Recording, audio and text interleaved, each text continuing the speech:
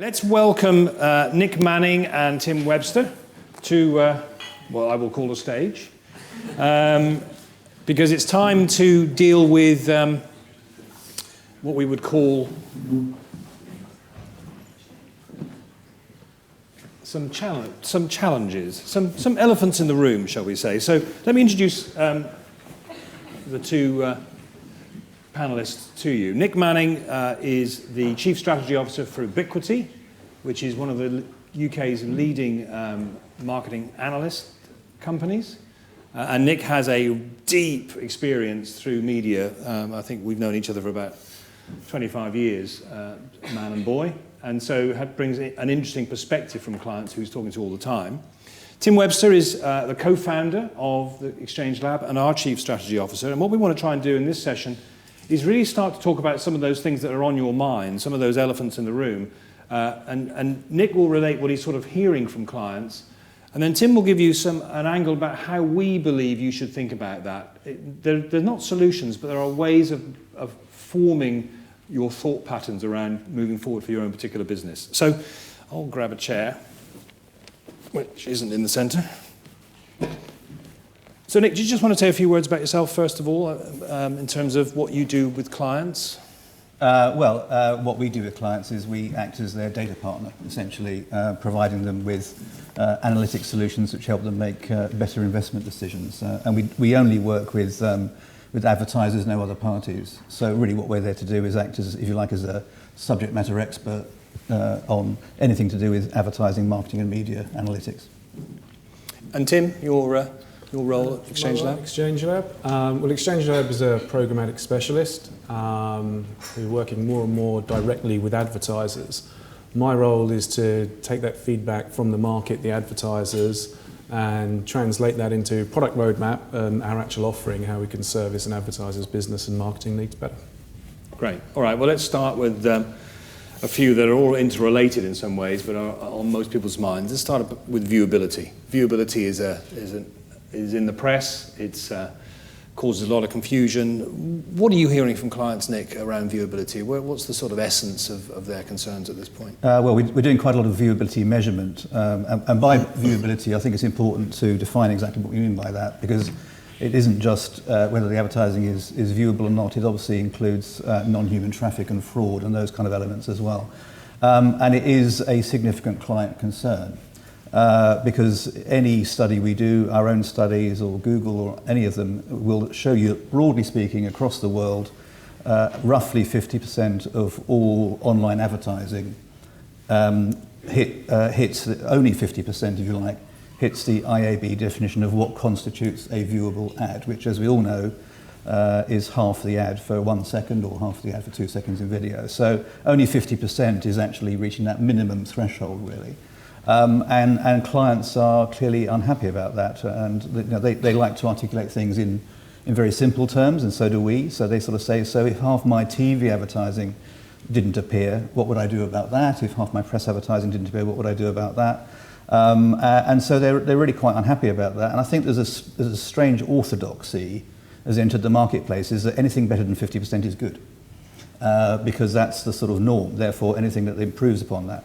But I think they're also frustrated because it is absolutely possible to improve viewability scores, but you have to work quite hard at it. You have to identify those publisher groups and those buying routes that improve your viewability scores, and they're not necessarily always getting that kind of advice from their trading partners, because you have to work hard at it and you have to do a lot of data analysis to get to that. So I think there's quite a degree of frustration out there amongst the client community that we talk to, that these performances are just not good enough. Isn't viewability, though, something that's been an issue for most media in some shape or form, whether it be the National Readership Survey or whether your ads in Newcastle have actually been seen? Yeah. Well, I guess people expect more from online media. They're expecting a higher standard from digital advertising than they are maybe others. But I think there's also a lot of history. Television advertising has been around for 50-something years. All of the analytics we do still demonstrate, even after all these years, that television advertising is still the most effective at delivering a result for clients. And that's not just we're not talking about reach, awareness, or anything like that. We're talking about real ROI. So there's a 50-year history for some of these media channels. So yes, audience measurement has always been a problem, but people expect more from the most interactive of media channels, and all that they're hearing really is we're only getting 50% score. And by the way, Chris, I mean, we see 50% scores, we see 70% scores, but we also see them down in the 20s and 30s as well. Yeah. So that 50% average really masks a wide range, and broadly speaking, what we observe is that, depending on which buying route you go, you're either at the 70% or the 20 or the 30, and it is possible, as I said just now, to improve your scoring as long as you structure your trading in the right way. And I guess this is even more prevalent as more and more brands are using the programmatic marketplace for branding. So we're actually getting messages in front of consumers is actually what you're buying. Yeah, but even for performance-based advertisers, there's a stronger possibility of a better click-through and cost per acquisition if you've got more viewable advertising. So although in the past performance-based advertisers didn't mind so much about that sort of stuff because they got a better result, logically the result would be even better if there was less wastage. So Tim, what's Exchange Lab's view on viewability? Obviously it's an incredibly important component of what happens. It's been probably 18 months an incredibly hot topic, and one that comes up in every meeting we have with an advertiser. Firstly, the IAB definition of 50% of an ad for 1 second, I think to set the bar low, you couldn't really set it any lower, and advertisers acknowledge that. So invariably we're being asked for targets of 100% of the ad for 2 seconds or more, which I think is more reasonable. Some of the challenges you have is how that's measured. And there are 2 or 3 market-leading companies that measure whether ads have been viewed or not, and they invariably don't agree with each other. So firstly, there's inaccuracies, not necessarily inaccuracies, but disagreements or discrepancies in measurement that makes it tough. So invariably, we're being asked as a target, we'd like to see 70% of ads viewed. And as a performance metrics, that's something that any media owner or any supplier should be working towards. I think one of the first plus, really, is the focus of the last 18 months has driven media owners to look at their site designs and actually make more ad placements viewable, which we heard earlier. What's actually happening, though, is as you drive up your percentage viewability, which I think, by the way, is completely the wrong metric, as you drive that up, invariably you see the price go up. For me, the metric that we try to talk to advertisers about is what's your cost per ad seen? I can have a 70% viewability coming in at £5 CPM, great. A 50% viewability coming in at £2 means it's far cheaper for eyeballs seeing my ads. And that's how the conversation we like to have with advertisers, think in that way. And we do the same thing, which is what is your real CPM once you've factored out non-human traffic and viewability. And the trouble is, in this race to the bottom that happens a lot of the time, is that everybody's chasing a low CPM. It takes them down buying routes, which automatically deliver low viewability scores and high non-human traffic content. So to a certain extent, the way the trading mechanisms work actually self-perpetuates the viewability problem. Fair enough. Okay, well, it's related to that, and you mentioned it, is the whole issue around fraud and non-human traffic. And I guess the technical and technology-based industry has created its own criminal fraternity, which is extremely active in this. I mean, obviously, this is something which clients are finding a concern, but I think it's not just clients, it's the entire industry is being defrauded in the fact that the money is being leached out from everyone, whether they be a publisher or somebody in the centre or an advertiser. I mean, let's move just straight to you, Tim, in terms of our view of around how we need to sort of be battling fraud or recognising it. Firstly, there are measures that you can put in place to detect fraud and minimise its effect on your campaigns and advertising. And I'd certainly recommend everyone deploys one of those technologies and actually do it themselves. Don't just rely on another vendor. You should continually monitor fraud. You've got to remember, this is a crime that's taking place. It's the advertiser's money. It damages the media owner. It makes my job a lot harder because I'm not delivering value, someone else is stealing it. But quite often there's conversation about fraud at the beginning, But actually during, people aren't spending time looking at results, then going, actually, we've detected some fraud here. Raise it to us, Exchange Lab, your partners. We then have to go to our vendors, because the only thing that's funding this is someone's getting paid. Now, you're either the person that is committing fraud and taking the money, or you're an enabler for that money trail and passing them the money, because who else lets them into the programmatic ecosystem? There is always an in or an on point, which ultimately is an exchange or an SSP. So I think that conversation needs to be had, and it needs to be pushed all the way along through partners, so that we put pressure on our DSPs, and DSPs put pressure on the exchanges that it's not acceptable to let this fraudulent activity in. That's how you stop it. So let's not be afraid. It is the elephant in the room. We know it goes on. Let's have an open conversation, because it's damaging all of us. And the other piece of advice I'd say is most definitely measure it yourself, get a feel for a percentage that you think is non-human traffic. Yeah, and this comes back to one of the questions you raised, which is what do clients say to us? And one of the things they say to us is they are frustrated by the fact that there isn't active measurement happening during the campaign and constant optimization. And one of the optimization KPIs should be, okay, we've been running for a couple of days now, where are we seeing the best results coming through, but also where are we seeing the gremlins? So, which publisher groups are producing the best scores, but also the worst scores? How is my trading desk performing versus my other routes? And frankly, which publishers are buying in traffic to boost their impressions and buying it from sources which are not as strong as they should be and produce high non-human traffic scores? All of those things should be looked at on a continuous and managed basis. Otherwise, it's too late by the time it happens. So, that's the kind of feedback we get from clients, which is that they want more active management of all of those things during the life of the campaign, because they can all be read and they can all be optimized during the campaign to improve performance. To that, I completely agree. The key thing here is to measure this and monitor this in line with the other objectives and KPIs for a campaign. So for any buyer of programmatic media, you've got to set up your KPIs pretty badly for them to actually be incentivized to go after mechanized traffic, because it's never going to convert. It's not going to drive to a primary KPI, and you're judging them on their performance against those KPIs. So that's why it should be part of the conversation, not this thing that's discussed at the end of a campaign. Well, and on that basis, a low CPM should never be a KPI. I agree.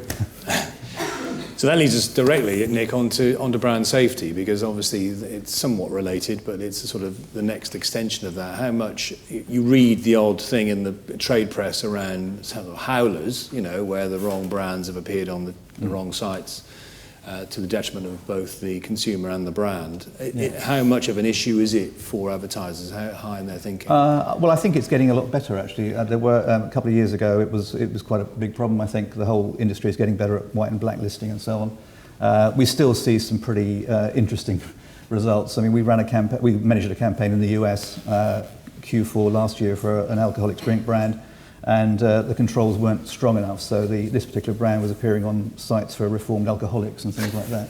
That's an extreme example, but it actually happened, and the only way that the client was ever going to know about that is if somebody like us came along at the end of the campaign and said, by the way, did you know that this advertising appeared on those sites? Because the agencies are never going to tell them that.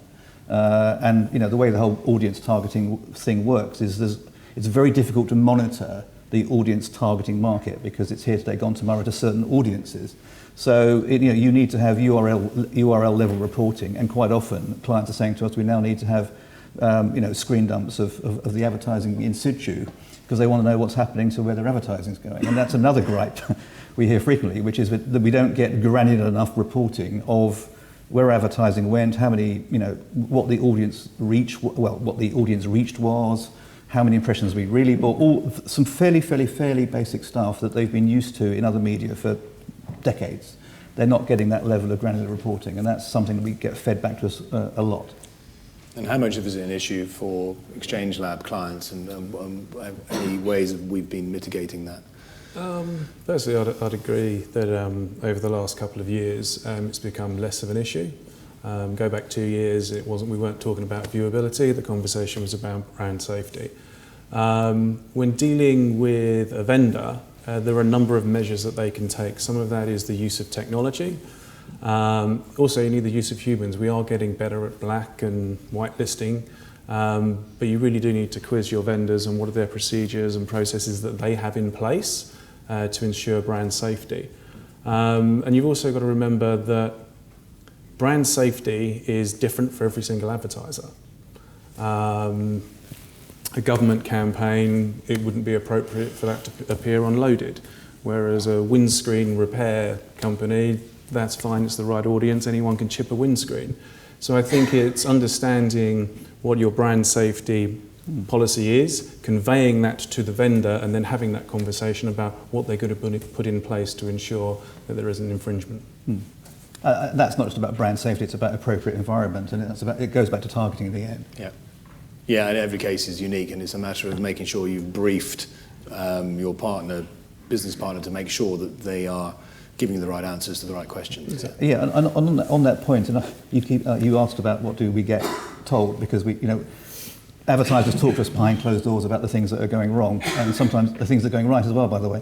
But one of the things they also say is, well, the trouble is that the guys I speak to on a daily basis aren't the ones doing the trading, and they're not the ones doing the placements.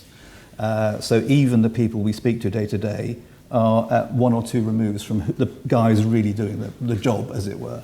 And so they get concerned that there's an imperfect chain of communication down that line, and some of the objectives aren't always translated accurately down that line. So the placements aren't necessarily fully reflective of the plan, because it's the trading desk or it's the DSP or whatever that's kind of doing a lot of the work. So they sometimes feel as though even the day-to-day people are a bit kind of, well, we can't give you the answers to those questions because we have to go and ask somebody else, and they don't always get those questions answered. And they also get the impression that sometimes, because of the way that the economics works, is that certain properties get prioritised over others, and therefore, again, they don't feel that they're necessarily getting a full picture of all of the options available to them because of trading arrangements that exist in the marketplace. I think that's an interesting point, and certainly one of the drivers we've seen such a growth in direct relationships with advertisers. It's actually been the demand for access to the people pulling the levers and actually carrying out the trading. So certainly sort of the most requested people to attend meetings.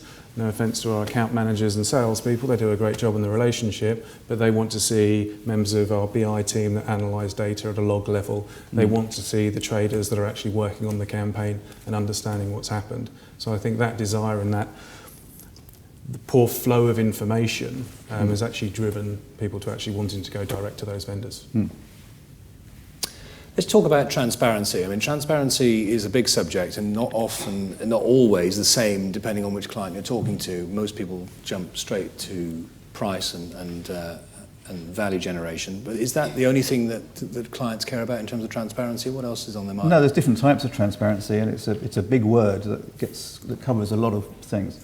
First of all, they want transparency of delivery and performance. They want to know where their advertising is going, who it's reaching, how it's performing. They want to know, a lot of granular data of that. So, and they don't always get that. Quite often, post-campaign reporting is really quite sketchy, and they don't get a huge amount of granularity of that. So that's one level of transparency. The other issue is of course, financial transparency, which we do a lot of work in. The WFA report that came out last year showed that for every $100 a client spends, only $40 reaches the publisher in the first place, even before issues of viewability and non-human. And so that's now well known. It's not a secret anymore. And so clients are saying, well, how do we actually understand, what we do about the fact that we have that value erosion? And they don't, again, always get good answers to those questions either. So I think financial transparency has become far bigger an issue now than it ever was, and partly because of the work of ourselves and the WFA in terms of trying to get that onto the client map, as it were. And I don't think it's any coincidence that in the A&A now, we and another partner have been asked to investigate this marketplace, because I think clients have kind of gone, there are things going on here that I just do not understand, and I want to know the truth. I want to hear what's going on, really. I don't want to have a pre-formed view of what's happening. But what really is going on here? And I think that's become a much, much bigger issue in our clients' minds now. I think a high degree of transparency has become quite a major component of what we stand for, hasn't it, Tim? Yes, and exactly the concerns that have been, Nick's mentioned there, of what we're being asked. I don't think there's anything wrong with expecting transparency over, and the things actually I find quite alarming is one of the definitions you gave of transparency was any kind of detailed campaign reporting. Quite often it's just this was spent, which is as a minimal. You should certainly get decent campaign reporting, but also demand for transparency, both financial, what data's used, what technology has been used and the costs of those technologies, as well as the audience that's seen and where advertising is run. The whole thing, it is a big word and advertisers are demanding it. I also think that you mentioned sort of 40 cents in the dollar or 40p in the pound. They're not sort of the numbers that we're seeing in the relationships and the campaigns that we're running. But I also think there's a responsibility to explain the value that some of those... There are technology layers. We're talking about programmatic. Technology has enabled that. And there is a cost associated with those layers. It's not just business done through a fax machine. There are benefits on the upside, the level of targeting, reporting and performance. We've also got to communicate the value that those different layers of cost actually deliver, but they certainly shouldn't equate to 60p in the pound. Yeah, and I agree that obviously the tech is there to add value, but clients, generally speaking, say, I don't get to see that. I am not told what that value is, and therefore, in the absence of that explanation, they tend to think it's just not valuable. I agree, and they should demand for transparency. Yeah. So finally, the technology also allows clients to have a multiple view of KPIs and have more than one KPI or a group of KPIs in play. Is that a good thing, or is it sometimes at odds and preventing the key performance indicator from being optimized, in your view? Is more data good, or should there be stack ranked in terms of the hierarchy? Well, I think it's about the right data. I mean, and there are hierarchies of data, aren't there? I mean, if I were an advertiser, I would want to know the basics, and that's all data-led. I mean, how many impressions did I buy? What was the shape of those impressions? Who did I reach? Where did the advertising go? How did it perform? That's all data, and the data's all there. I don't think anybody should have too many KPIs, but there's some pretty basic things you should know, the same way that you would know them in any other media channels. Can it actually prevent best performance sometimes by having too many or having them at odds? Of course, I think what we're seeing now is more regularly people putting multiple KPIs on the table and saying these are the things that have to be achieved, and quite often they don't go together. If you improve the performance of one, which might be a CPA goal, you may have ultimately just reduced your percentage viewability, and that was a rigid 70%. So it's about understanding what's the primary goal and how those KPIs work with each other. And they should also very much be aligned with your business objectives, your personal KPIs as a marketer, whether it be shifting product or generating leads or sign-ups. They should be aligned. There's nothing wrong with having more than one KPI, I think is a good thing. But what you need to understand is they are complex and they do affect each other. Therefore, make a commitment for an extended period of time, set out what those KPIs are so that people do have a fair chance to understand how they affect each other and find the right balance to deliver against those. Because chopping and changing means you start back to square one again and someone else has to start learning. And there's an awful lot of data that's crunched to optimise towards 3 or 4 different goals simultaneously. Great. Okay, well listen, we're a little bit behind time, so I'm going to delay Q&A to the end so that we can get into the final session. But for now, Nick and Tim, thank you very much. Thank you. Thanks.